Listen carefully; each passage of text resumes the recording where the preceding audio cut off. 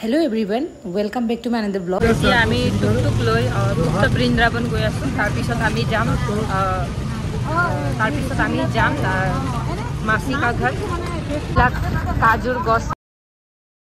আৰু এইফালে আমি আহি পালো গড় বৃন্দাবন বা গুপ্ত বৃন্দাবন য'ত তেওঁলোকে ধুনীয়াকে বৃন্দাবনৰ আৰ্হিত ধুনীয়াকে সাজি লৈছে আৰু বিভিন্ন দেৱ দেৱীৰ প্ৰতিমাবিলাক ৰাখিছে আৰু ইয়াতে মই অলপ ভিডিঅ' ক্লিক কৰিলো পোষ্ট দিলো আমি গুপ্ত বৃন্দাবন চালো আৰু আমি যাম ওমকাৰেশ্বৰ য'ত 108টা জ্যোতিৰ্লিংগ 108টা শিৱলিংগ আছে ওমকাৰেশ্বৰ মন্দিৰ য'ত 108টা শিৱলিংগ আছে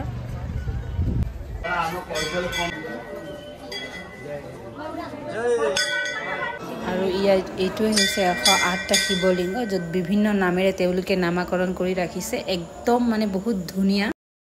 জগন্নাথকে মাসিৰ ঘৰ যোনটো আপোনাৰ গোটেইটো টাইমত বন্ধ থাকে আৰু ৰথযাত্ৰাৰ 9 দিন